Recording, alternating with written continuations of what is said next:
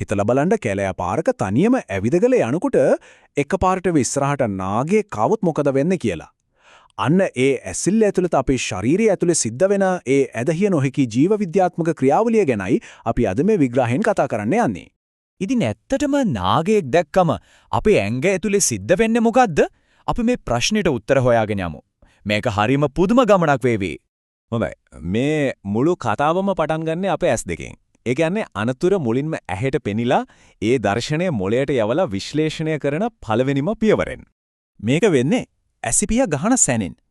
ඇසේ තියෙන යෂ්ටි සහ කේතු කියන විශේෂ සෛල නාගයාගේ රූපය අල්ලගත්ත ගමන්ම ඒ ආලෝක ශක්තිය විද්‍යුත් සංඥාවක් ඒ කියන්නේ ස්නායු ආවේගයක් බවට පත් කරනෝ. ඊට පස්සේ ඒ සංඥාව දෘෂ්ටික ස්නායු දිගේ හරියට විදුලි වේගයෙන් මොගේ මොළේ දිහාට ගමන් කරනවා. හරි. දැන් සංඥාව මොළයට ආවා. මෙතන ඉඳන් තමයි තීරණාත්මකම දේ වෙන්නේ. මොළය ඒ සංඥාව ක්ෂණිකව තේරුම් අරගෙන ඊළඟට මොකද්ද කරන්න ඕන කියලා තීරණය කරන්න ඕන. මොළයට එන මේ සංඥාව මුලින්ම නවතින්නේ තැලමසේ කියන තැන. මේක හරියට මොළයේ තියෙන ප්‍රධාන තොරතුරු මධ්‍යස්ථානය. එහෙම නැත්නම් තැපැල් කන්තුරුව වගේ. ඇහෙන් එන සංඥා විතරක් නෙවෙයි අනිත් හැම සංවේදනයකින්ම එන තොරතුරුත් මෙතනින් තමයි අදාළ තැන්වලට බෙදලා යවන්නේ. තැලමසෙන් යොමු කරපු සංඥාව මස්තිෂ්කයේ සංගාමී ප්‍රදේශවලට ළඟා වෙනවා. ඔන්න මෙතනදි තමයි ඒ දෘශ්‍ය තොරතුරු අපේ මතකයේත් එක්ක සසඳලා තීරණාත්මක නිගමනයකට එන්නේ. හරි මේක නම් අනතුරක්. මේ ඉන්නේ නාගයෙක් කියලා. ඉතින් අනතුර හඳුනාගත්තට පස්සේ මස්තිෂ්කය කෙලින්ම විධානය දෙනවා හයිපොතැලමසයට. මෙයා තමයි මුළු ශරීරයටම ඇලාර්ම් එක ගහන ප්‍රධානියා. දැන් හිතන දේ ක්‍රියාවක් බවට පත් වෙන්නයි යන්නේ. අපි හඳුනා ගැනීමේ අධියරේ ඉඳලා ශාරීරික ප්‍රතිචාරයකට මාරු වෙනවා. දැන් තමයි ඇඟ ඇතුලේ නියම ඇක්ෂන් එක පටන් ගන්නෙ. ක්ෂණිකව තීව්‍ර ක්‍රියාවකට ශරීරය සූදානම් කරන ස්නායු පද්ධතිය ගැන අපි දැන් බලමු. අපේ ස්වයං සාධක ස්නායු පද්ධතියට එකිනෙකට විරුද්ධව ක්‍රියා කරන කොටස් දෙකක් තියෙනවා. එකක් තමයි ප්‍රත්‍යානුවේගී පද්ධතිය. ඒක ශාරීරිය සංසුන්ව විවේකීව තියන්න උදව් වෙනවා. අනික තමයි සානුකම්පික පද්ධතිය. නාගයෙක් වගේ අනතුරක් දැක්කම ක්ෂණිකව සක්‍රිය වෙන්නේ මෙන්න මේ සටන් කිරීමේ හෝ පලා යාමේ ප්‍රතිචාරය පාලනය කරන සානුකම්පික පද්ධතියයි.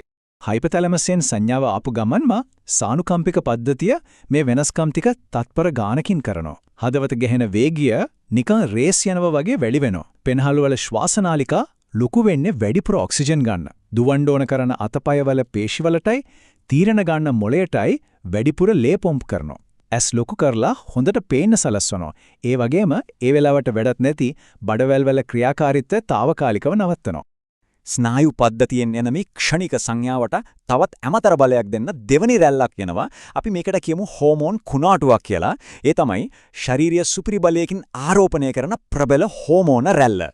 සානුකම්පික ස්නායුව කෙලින්ම අධිවෘක්ක ග්‍රන්ථි උත්තේජනය කරලා ඇඩ්‍රිනලින් සහ නෝ ඇඩ්‍රිනලින් කියන හෝමෝන රුධිරයට මුදා හරිනවා. මේව තමයි ශරීරයේ හයි ඔක්ටේන් ඉන්ධන වගේ වැඩ කරන්නේ. මේ හෝමෝන නිසා හදවත ගැහෙන එක තවත් වේගවත් වෙනවා. ඒ වගේම අක්මාවේ ගබඩා කරලා තියෙන සීනි, ඒ කියන්නේ ග්ලූකෝස් රුධිරයට මුදා හැරලා ශනිකව විශාල ශක්තියක් ලබා දෙනවා. මේ බලන්න ශරීරයේ කුච්චර බුද්ධිමත්ද කියලා. ඒ වෙලාවේ පැවැත්මට අත්‍යවශ්‍යම දේවල් වලට විතරයි රුධිරය සහ ශක්තිය යොමු කරන්නේ. ඒ කියන්නේ දුවන්න අවශ්‍ය පේශිවලට, තීරණ ගන්න අවශ්‍ය මුලයට සහ මේ හැම දෙයකම ලේ පොම්ප් කරන හදවතට. අනිත් අනවශ්‍ය දේවල් ඔක්කොම తాවකාලිකව නතර කරනවා. හරි. දැන් ශරීරය සටනට සම්පූර්ණයෙන්ම සූදානම්. බලමු මේ සූදානම් වීම ටික කොහොමද ඇත්ත ජීවිතය බේරගන්නා ශාරීරික ක්‍රියාවක් බවට පත් වෙන්නේ කියලා. මේ හැම සූදානමකින්ම පස්සේ අවසාන අණ ලැබෙන්නේ චාලක පද්ධතියට. මොළය ගත්ත දුවන්න කියන තීරණය මේ පද්ධතිය හරහා තමයි අතපයවල තියෙන කංකාල පේශිවලට යන්නේ. අන්න ඊට පස්සේ තමයි අපි නොදැනුවතුවම දුවන්න පටන් ගන්නෙ.